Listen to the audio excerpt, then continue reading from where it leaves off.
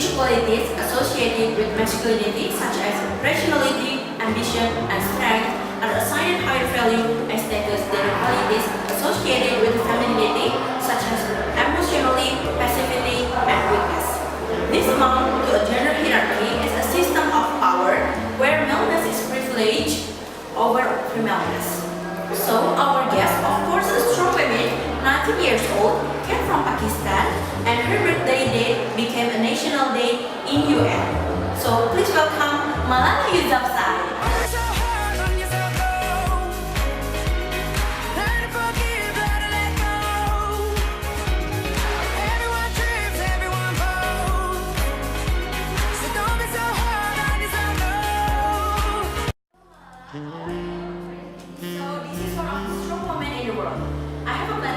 For you about feminism. So what do you know about feminism nowadays? Feminism is an approach to removing sexism, exploitation, and oppression. Feminism is related to criticize patriarchy as a system in which females are subordinate to men in terms of power and status. While feminist is the person who believes in social, political, and economical equality and sexes. Feminist theory says that most of the key players in our women are males who come from patriarchal, social, and political backgrounds. And my goal above all is equality between men and women. What does it feel to become one of the youngest feminism activists in the world? I feel really honored to earn that title. I feel glad that I can set some kind of example for girls and women all around the world to show the world that when it comes to making the world a better place, gender really doesn't matter as long as you're committed to it. What things that were to fight for related to feminism? I fight Toward feminism problem nowadays. Currently, I'm fighting for education in the country and maybe other developing countries in addition to some major worlds where kids have failed to pursue their education mostly because of their social condition. What have your parents told you when you were younger that made you who you are right now?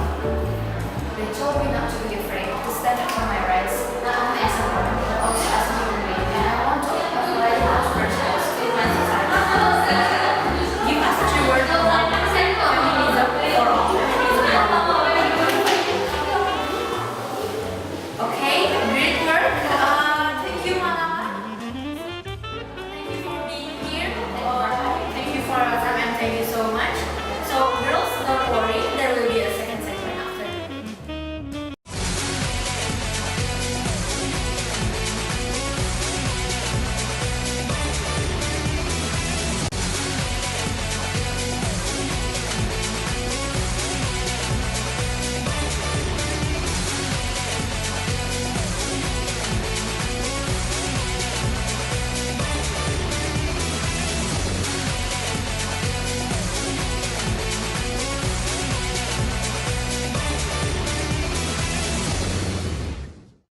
Welcome back again to the most fabulous talk show, The Power of Women. So in this segment, we have one awesome guest. She is a former First Lady of USA. She is one of the most influential women in the world. She is a candidate for USA presidential election. She has a great vision and mission for make a better world. So please welcome Mrs. Hillary Clinton.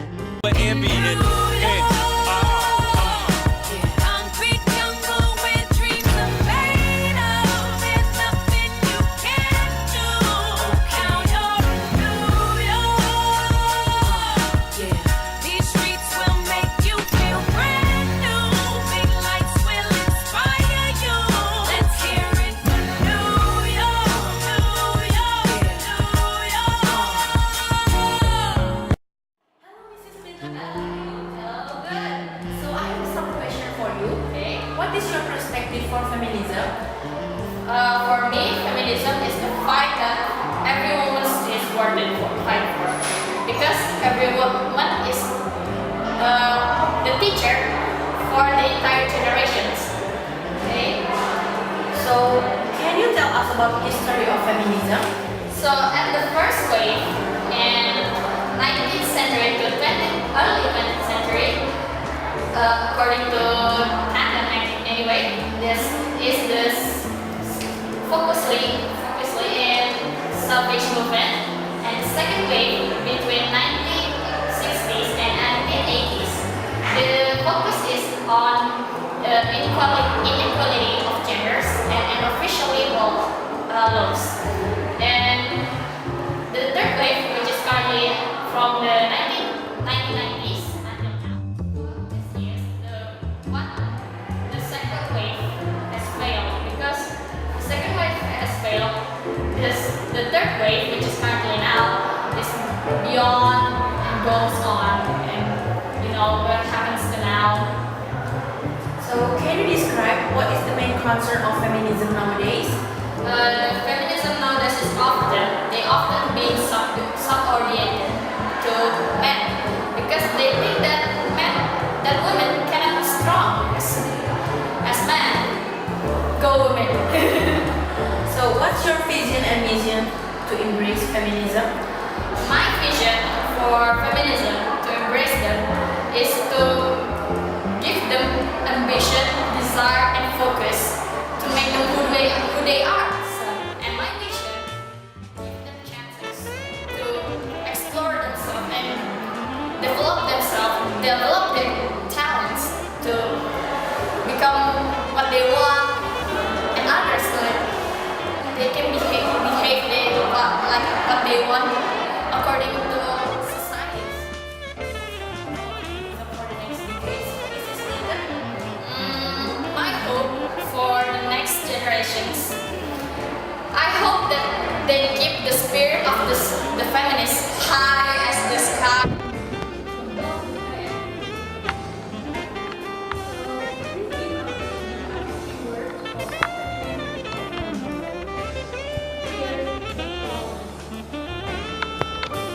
Okay. Oh my God, so awesome. So, thank you, Mrs. Clinton, for being here. Thank you very much. Good luck for your presidential election, Thank you. right? And give her a big applause. Brigham Young said, "You educate men, you educate men. You educate a woman, you educate a generation." So, that's for today. Thank you for your watching. Have a nice day. And I'm Rehan Zahira signing out. And bye-bye.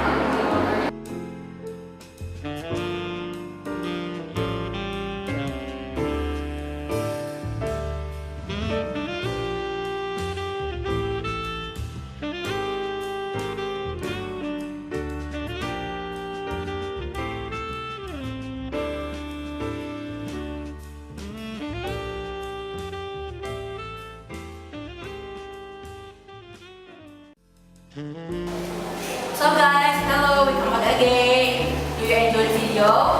So this is Alia in the first talk show who act as Nalali Dasai, and this is Melinda Lasri who act as Hillary Clinton.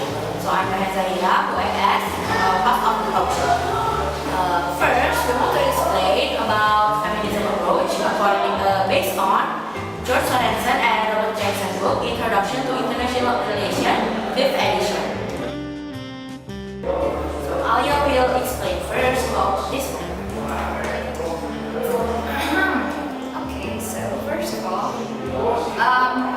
our feminists focus on basic inequalities between men and women and the consequences of such inequalities for all parties. We live in a gender world in which equality is associated with masculinity. For example, rationality, ambition, strength, are assigned higher value and status than qualities associated with femininity. For example, emotionality, passivity, and weakness. This amounts to a gender hierarchy, a system of power where maleness is privileged over femaleness. Many feminists are inspired by post-structuralism. Feminist approach has emerged in the disciplines in the late 1980s. The formal breakthrough for feminist perspective is sometimes connected with the establishment of a seminar course on gender and IR at the London School of Economics in 1988. Many low-paid, low-status industrial jobs are now undertaken by women from developing countries. Women occupy low-end jobs in the service sectors, for example, cleaning, washing, cooking, and serving.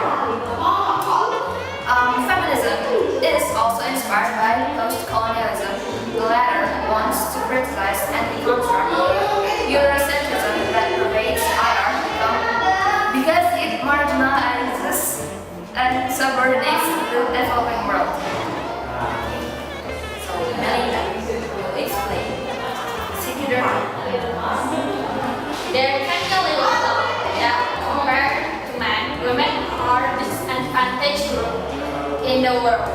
Women own about 1% of the world property and make up fewer than 5% of the head state of cabinet ministers. Women put in 60% of all hours. They own 10% of all income and they account for 60% of all illiterates and altogether with their children. For about 80% of all refugees. Gender inequality and discrimination can be found in all societies, even in advanced industrial countries where women have high rates of participation in workforce. We have known how feminist scholars are inspired by conservatism and colonialism. Feminist IR draws on a more theoretical perspective as well, including constructivism, liberalism, and Marxism. These are different theoretical concepts are creating tension because they incorporate the general debate between positivists and post-positivism approach. So now I will explain more wider range about feminism. Feminism is an approach or movement to end sexism, sexist exploitation, and oppression according to Bell Hooks. Feminism related to criticize patriarchy as a system in which females are subordinate to men in terms of power, status, and which is based on belief that it is right and proper for men to command and women to obey. Feminist theories say that most of the key players in IR, such as diplomacy, policymaker, heads of government, and academic professionals, have been and still are males who come from patriarchal social and political backgrounds. The history of feminism is the history of feminist movement as well as its origin. The feminist movement emerged around the late 19th century with the beginnings of the first wave of feminism. Feminism as a whole came in three waves, each dealing with different aspects of the same issue. The first wave being the feminism movement in 19th century to early 20th century, which dealt mainly with the suffrage movement. The second wave started from 1960s until 1980s, dealt with the inequality of laws as well as unofficial inequalities.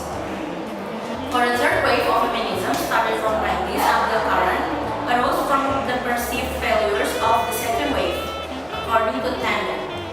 A broad understanding of feminism includes women acting, speaking, and writing on women's issues and rights, identifying social injustice in the status quo, and bringing their own unique perspective to bear on issues.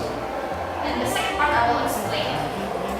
According to Nair Tauhid, feminists in kind of group of global sisterhood concept. According to Mendoza, transnational feminism is an attempt to construct a virtual image transnational community of diverse social movement in a way that some feminists see as a gay utopia. According to Blackwell, transnational feminists are space of conflict, of contradiction of contract in which women of color and other marginalized actors have transformed discourse of space and then exclude them. For example, human rights discourse or the space of the UN into space of possibility and collaboration. So guys, you need to know that there are many world in the 17th century until now.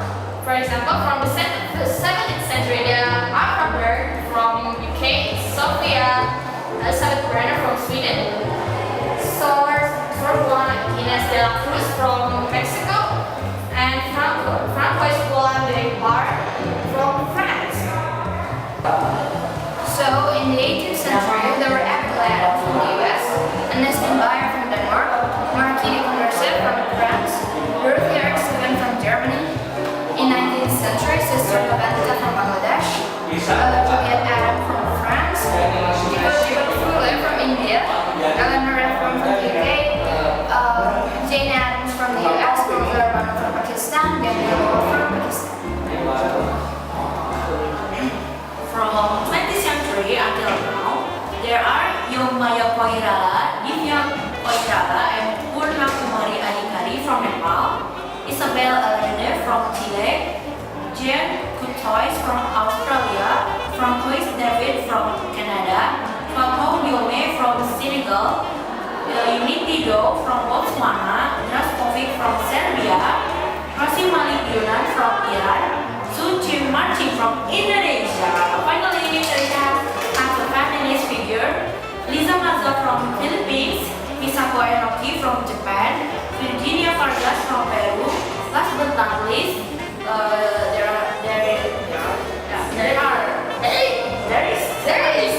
there is Chandra Taumane Mohanty from India. In Asia, part of Asia that has biggest women is South Asia, especially for transnational feminist movement, such as India, Pakistan, Bangladesh, Sri Lanka, and Nepal, are countries that has the most significant movement in feminism. So,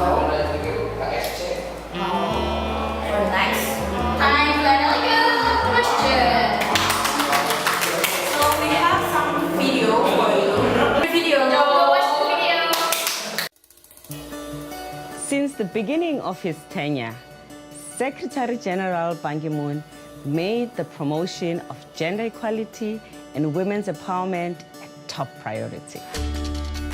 He started raising issues related to women's rights and participation in his interventions and meetings, and this positioned gender equality and women's empowerment as a global priority that could no longer be ignored.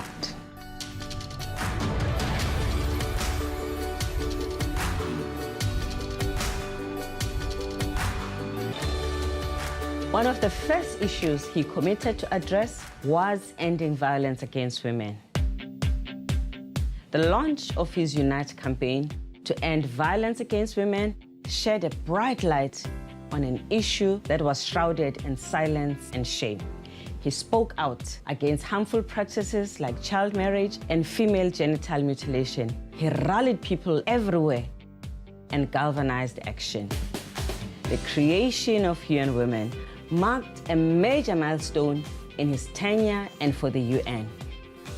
His leadership has taken the Commission on the Status of Women to a new level. Now, gender equality is on the agenda of the highest leadership. Last September, UN Women, supported by Secretary General, brought together more than 70 world leaders to make commitments to break barriers to women's empowerment and end discrimination against women by 2030. In the same month, the 2030 Agenda for Sustainable Development was adopted, putting women and girls at the center of the agenda. Because of his firm belief that no women should die while giving life, he launched the Every Woman, Every Child campaign to improve women's health, including sexual reproductive rights and girls' and women's health in general. He placed women at the center of peace-building efforts, conflict resolution, and economic recovery in post-conflict settings. And he has been a passionate advocate to end sexual violence in conflict. The Engendered Peace Agreement in Colombia will form part of his legacy. He has taken decisive action to significantly increase the proportion of women at the United Nations. he has appointed over 150 women to senior positions within the United Nations. This has created an unprecedented pipeline of talent and experience. 4 of these superbly qualified women are now in the running to be the next Secretary General.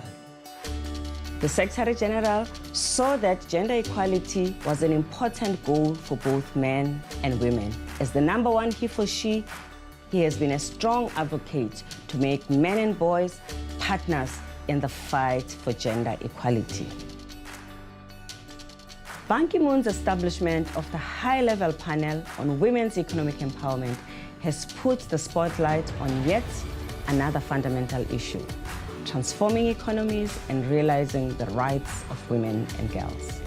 The need to find innovative and practical solutions to overcome barriers to women in the economy, especially those at the bottom of the pyramid, so that we do not leave no woman or girl behind. Ban Ki-moon, our first Secretary General as a man to publicly declare himself a feminist, has been a champion for gender equality. His actions have brought a change to lives of women and girls everywhere. His legacy is a better UN and a better world for us all. Mr. Secretary General, when you visited UN Women, you said this was where you felt most at home. You always have a place with us. Come again. Thank you.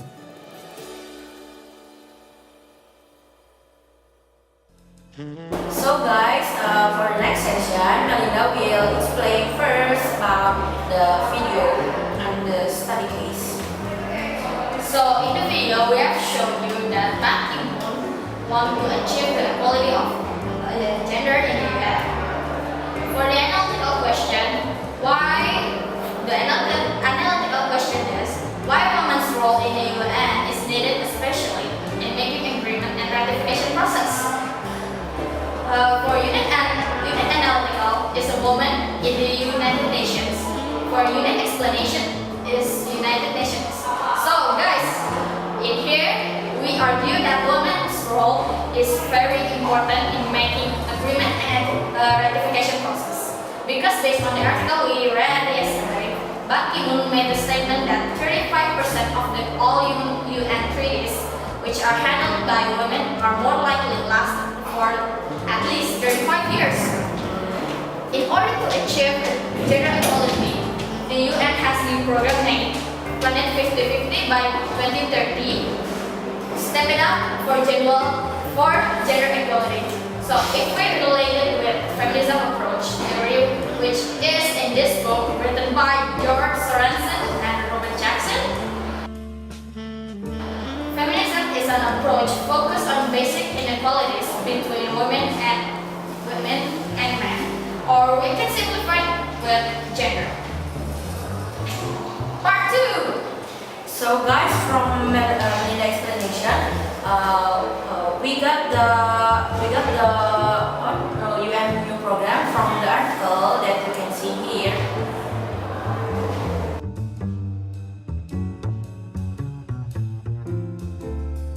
And you guys should know about the world nowadays, especially for world politics dominated by men associated with masculinity.